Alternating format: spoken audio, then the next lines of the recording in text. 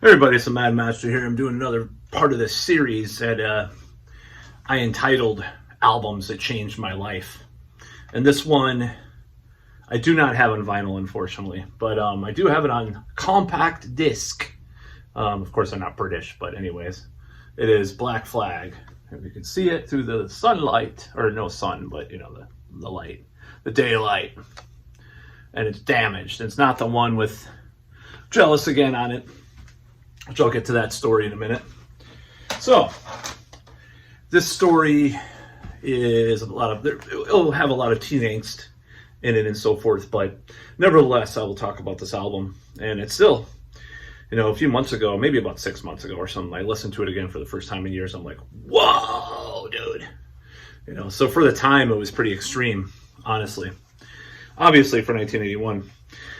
So, I was curious about Black Flag because I was listening to Misfits and DRI and ST, I'll just say, for the YouTube algorithmics. So I was listening to those albums a lot, and I was like, oh, there's a Black Flag. Henry Rollins was on Evil Live, Misfits. He was on We Are 138 on vocals. So what happened was, I had my father... we went to Wazoo Records on State Street in Madison here, and I saw, I believe it was Black Flag's My War, and I had him, I think I had a mowing the lawn money or something, but I bought it. So I can't remember, but there was a Misfits record, Legacy Brutality, that I bought. He wanted me not to buy it because of the Angel blank. I'm gonna try to appease the algorithms a little bit even more.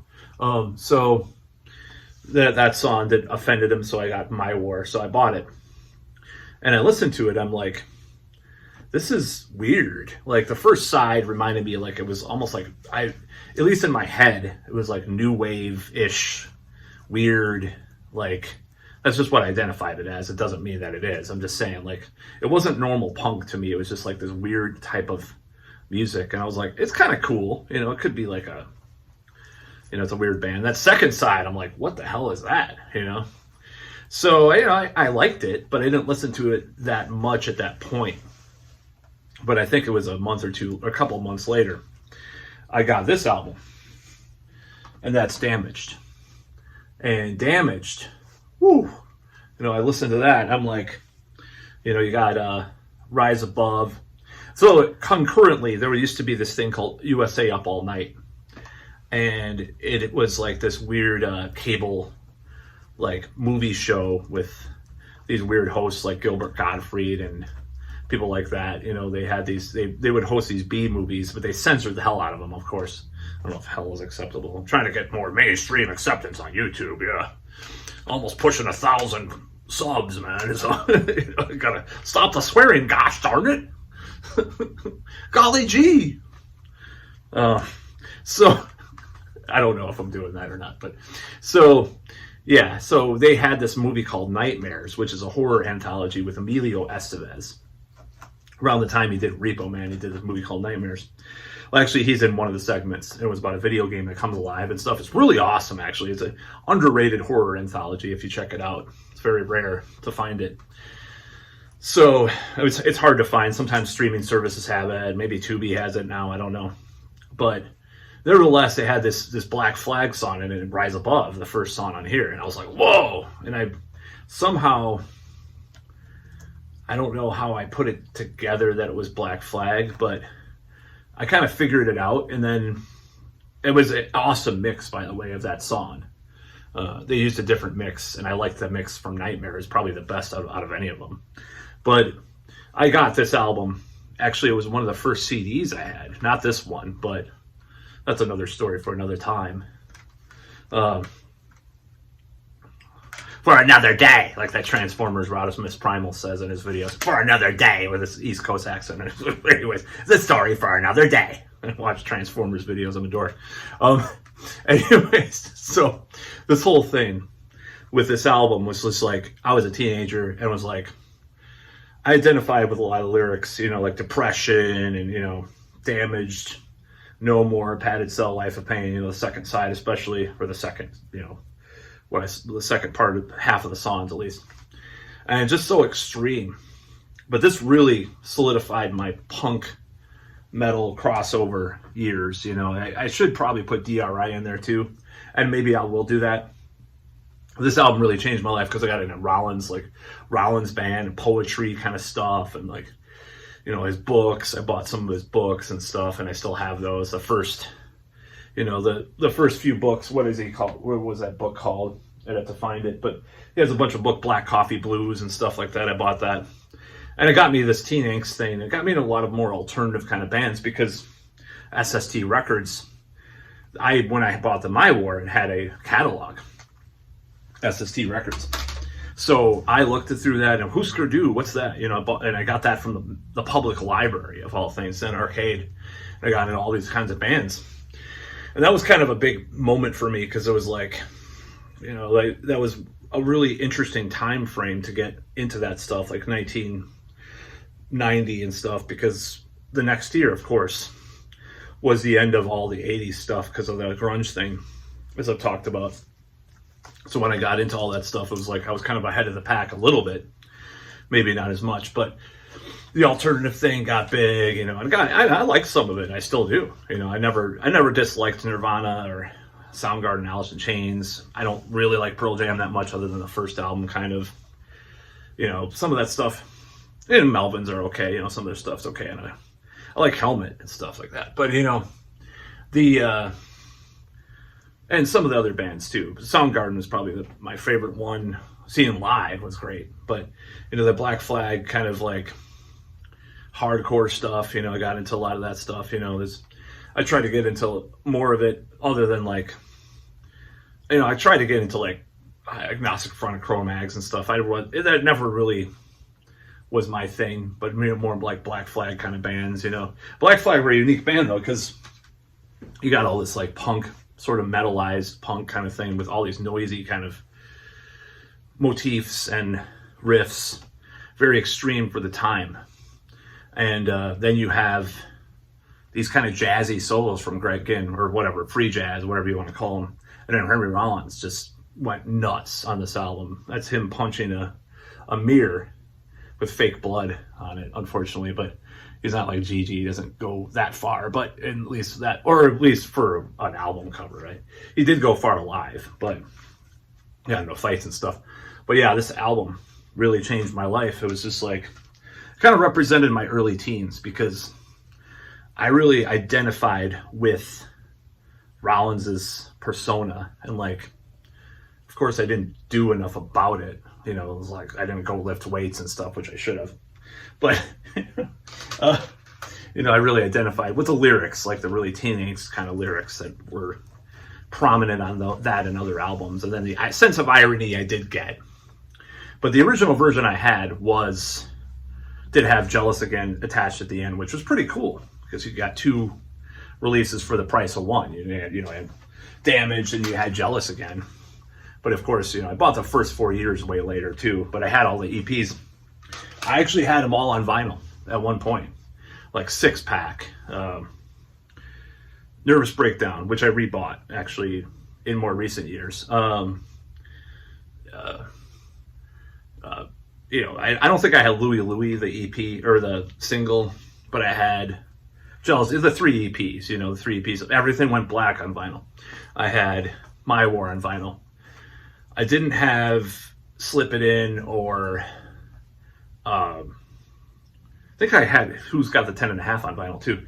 I didn't have like Live 84 wasn't on vinyl at that point. I don't know if it is now. And I had Rest on CD and tape and stuff. And I don't think I had Slip It In for many years actually. I just heard the songs off Live 84, enjoyed those, and you know, on the compilations. But finally I heard that later and I loved it. But you know, and I loved Loose Nut and In My Head and stuff. I loved all that stuff. It just had these weird combinations of these ideas, like sort of metal, sort of punk, sort of like free jazz, kind of almost progressive, dare I say, kind of ideas, but like mixed in with this like pop sensibility at times, like on Loose Nut, you know. So those albums really rang true with me. Like that was my life for a long time. Like back when I was 14, you know, 13, 14, 15, you know, that was like my life. Black Flag, and I rebought one of the shirts, the Everything Went Black shirt, more recently, because I got that for my 14th, or was it my 15th birthday, from my friend who doesn't talk to me anymore for whatever reason, but he's on the East Coast. I think that's what he bought for me, and it was the coolest shirt ever. You know, I wore that all the time, and I still love that era of music and that kind of sound. You know, and it got me. It was some of the first guitar I played too. Was I think "Nervous Breakdown" was the first song I ever played on guitar. Like, I learned it. I was writing songs already, like with like half-ass chords that I sort of knew, but that was the first song I could play all the way through, was "Nervous Breakdown," and that was the best song. You know, then I think the second one was "War Pigs" or "Paranoid," "War Pigs" or something like that, I think, or "Iron Man," and then "War Pigs," I think. So those are the first three songs I learned on guitar. So like the first one was literally Black Flag, the first song I learned on guitar, and I was in love with the whole thing. I was actually into the grunge thing because it kind of brought together different things I liked, at least at first, you know. And you know, I hated all the anti like 80s metal thing from it and stuff, but I just kind of ignored it. You know, I would wear a flannel shirt and a dog chain and Iron Maiden, what is it? A Real Dead One shirt with the Eddie with the bass. You know, that was like my big outfit at the time. You know, that I used to wear with shredded jeans. You know, maybe I think I had some spikes at one point, like a spiked bracelet I wear too. Sometimes I don't think I'd wear it in school, but because they probably, you know, they were really bad. I mean, they're probably bad now about that stuff, but back then they were really bad even about shredded jeans. It's like a fashion statement, but you know, it was pretty cool. And that was a big part of my life. And it wasn't in some ways I think it was a mistake getting so obsessed with like those kinds of lyrics and those kinds of ideas. I think it was because I don't think it was, but I think it's the way that I framed it in my life was a bad decision, because I wasn't having the best time in life, right? So I identified with like, you know, I punched a hole in the wall. You know, I wrote a song, like a sort of Black Flag-ish song called "Hole in the Wall." I punched a hole in the wall. Da, da, da, da, da. It was terrible, and I did actually punch a hole in the wall at that point in high school, because I'd gone to the homecoming dance, and I had a mullet at the time, I think, and these like Kmart shirts and stuff, and I got all nice and sprayed this Tim McGraw. Literally, that was the name of the cologne all over myself. I actually like that smell, but whatever. I think it's like Brut or something. And I went to homecoming and I expected like a girl to dance with me. I was just standing, and then I went home and I was crying, and then I went home and listened to Black Flag, and then I felt better or whatever. And I don't really remember exactly what happened, but it was ridiculously terrible time of my life. But Black Flag did help me get through it. The same time, or Rollins Band as well, by that extension. So like the first, or this was the third or fourth Rollins Band album, The End of Silence. I still love that too. I mean, I think that's almost musically superior to Black Flag in some ways, you know. And considering how weird Greg Ginn got later, it was like, you know, kind of like identifying with that more now. You know, the Rollins guys, like those guys are just awesome musicians. So I really like that stuff too. But yeah, that was an album that changed my life, because it just got me into a lot of stuff. It solidified the direction I was already going into with, you know, crossover punk. I'm gonna do DRI because it did, and I'm not gonna do ST because I could do it, but it wasn't like as, I don't know. I could do that too, but I don't know if that really, I don't know. I mean, I love it. I love like Join the Army. I could do Join the Army. That would be a good one to do, because that was the one that I kind of really got into. But do I just want to do one representation? I'd rather almost do one representation of things that changed my life in each genre, rather than just do all the punk albums that changed my life, all the metal albums, or one period of time that represented things, and I think the Danzig thing almost already covers that era, and Black Flag definitely does too. So yes, this album changed my life, and I think I had the police called on me once too because I was playing it too loud on my mother's stereo. I just, it was so loud. It was like Thirsty and Miserable. It's like, holy shit. It's really crazy. Oh, I swore. Uh-oh. Algorithms are ruined now. But anyways, that's about all.